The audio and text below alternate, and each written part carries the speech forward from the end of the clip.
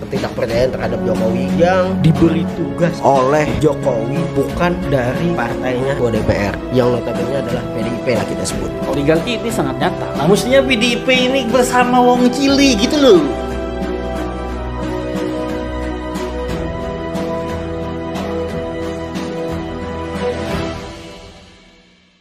Assalamualaikum warahmatullahi wabarakatuh. Jumpa lagi di program diskusi Forum Intelektual Muda Channel. Pada malam hari ini akan kita diskusikan mengenai situasi Puan PS Jokowi. Nah, saya mengutip dari berbagai media online seperti di detik.com pada siang hari tadi, bahwasannya Puan ini sedang melaksanakan berbagai manuver, yakni melalui dengan penyebaran baliho-baliho besar atau raksasa lah. Dalam isi baliho tersebut, Ketua DPR ini yakni Puan Maharani mengingatkan pemerintah gitu mengenai persoalan COVID dalam itunya. Nah, kemudian Puan Maharani ini juga sedikit menyindir ada nama Jokowi, kemudian partai PDIP. Selengkapnya, mari kita dengarkan bagaimana kritik para pembicara. Oleh sebab itu, saya persilahkan kepada Bang Surya Permana. Silakan. Oh enggak, saya tidak terlalu berpengalaman dalam politik praktis. Jadi beliau. Oh, oke. Untuk mengkritik dan Beliau komentar kan yang politisi bangkotan gitu. Penjelasan yang secara akurat akan saya persilahkan kepada Bang Jaki. Oke. Terima kasih atas waktunya kepada Bung Ajongan. Pada kali ini kita ingin membahas Puan versus Jokowi gitu ya. Yeah. Tapi kalau saya melihat sekaliber Puan Maharani yang notabene adalah pendukung, kalau kita istilahkan pendukung utama Jokowi. Yeah. Tetapi dalam belakangan hari ini beberapa kali Ketua DPR ini memberikan kritik-kritik pedas terhadap Jokowi. Nah, mungkinkah ada sebuah indikasi yang dalam konteksnya adalah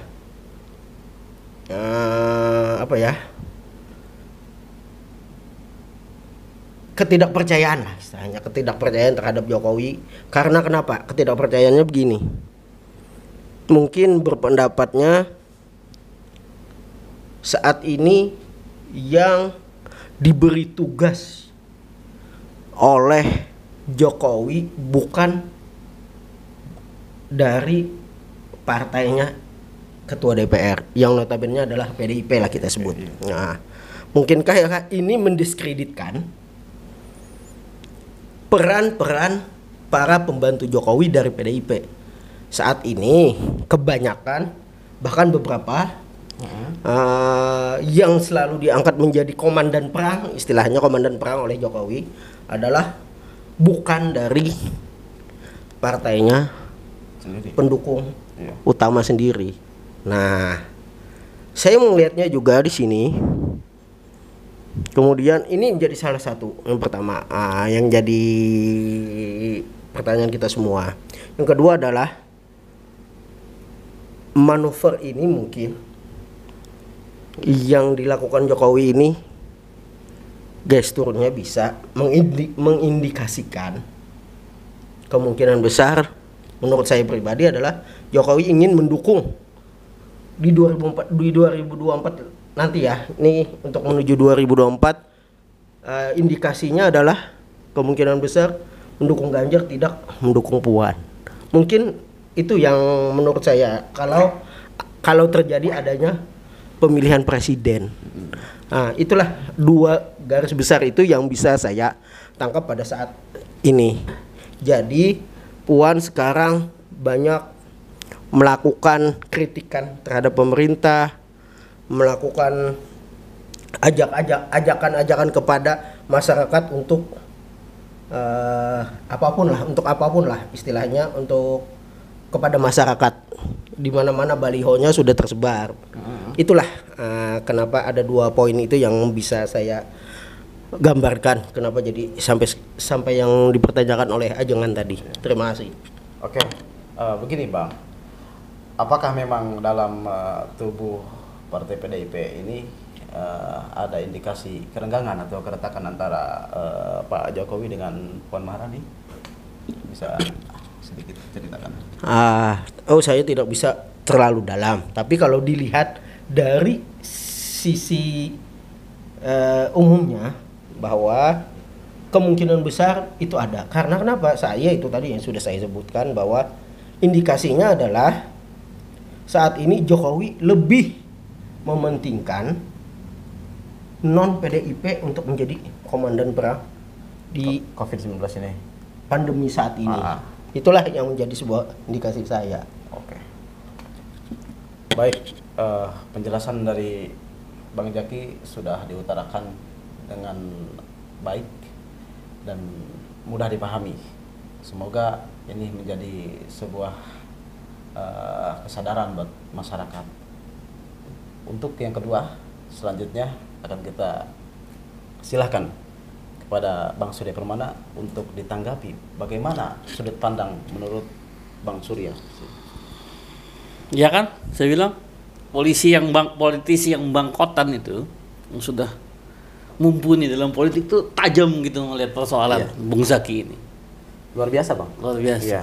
Tajam gitu. Saya nggak terlalu gitu loh, paham soal politik praktis ginian. Cuman kita pernah membahas di dalam forum intelektual muda ini juga dengan judul Jokowi berdansa di antara 10 telur. Ya. Nah, ini salah satu telur gede nih. Rentetan telur. Nah, di mana dia berdansa itu kena keinjak gak nih telur PDIP, telur Puan ini gitu loh. Iya.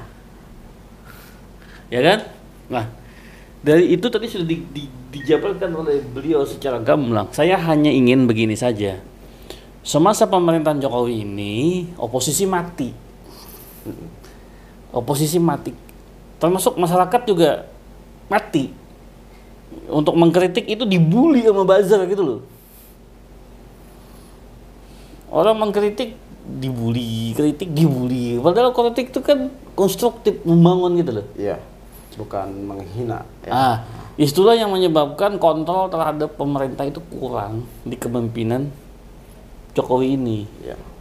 Nah, saya berharap PDIP sebagai partai yang lahir dan mengalami tekanan oleh rejim pada zaman Orde Baru harus berempati terhadap orang-orang yang tidak bisa bersuara itu.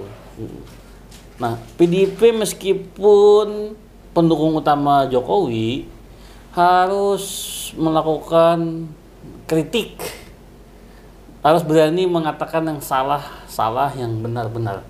Terlepas itu dari motif politik yang disebutkan oleh Budget. Iya. Ambil posisi ini, PDIP ambil posisi ini, gitu loh. Nah, saya juga berharap PDIP sebagai partai yang menyatakan dirinya adalah partainya Wong Cili, ya, itu menentang dominasi oligarki dalam pemerintahan Jokowi.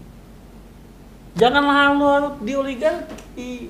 Partai itu kan dibentuk untuk mengaspirasikan Wong Cili gitu loh. Iya, seperti saya. Iya. Wong Cili, ya. Jangan juga lemah terhadap oligarki di pemerintahan Jokowi. PDIP harus berani mengatakan itu. Jangan tumbuh dari Wong Cili, wataknya seperti Wong Gede gitu. Dan menginjak yang cili. Menginjak yang cili. Saatnya PDIP bersuara untuk kebenaran. Terlepas dari motif apapun. Oligarki ini sangat nyata. Sangat nyata. Banyak sekali pengusaha yang bantu dikasih unjaman utang segala macam, dikasih undang-undang, Difasilitasi. dikasih jabatan gitu. Iya. Di masa pemerintahan, terutama pemerintahan kedua Joko Widodo ini, Memihak kepada pengusaha. kelihatannya seperti itu. Iya. Kata Kiai Said lebih senang berteman dengan wong kaya, wong sugih. Iya. Nah mestinya PDIP ini bersama wong cili gitu loh. Gitu aja. Oke. Mungkin penjelasan dari Bang Surya sebagai pembicara sudah demikian, dan kemudian Bang Jaki telah kita dengarkan bersama-sama. Semoga apa yang telah diutarakan menjadi sebuah edukasi buat kita semua dan menyadarkan buat masyarakat, terutama menyadarkan orang-orang yang ada di tubuh pemerintahan. Yeah. Oke, baik, saya host Perusahaan Effendi atau bisa disebut dengan Uzan sebagai pimpinan host Forum Intelektual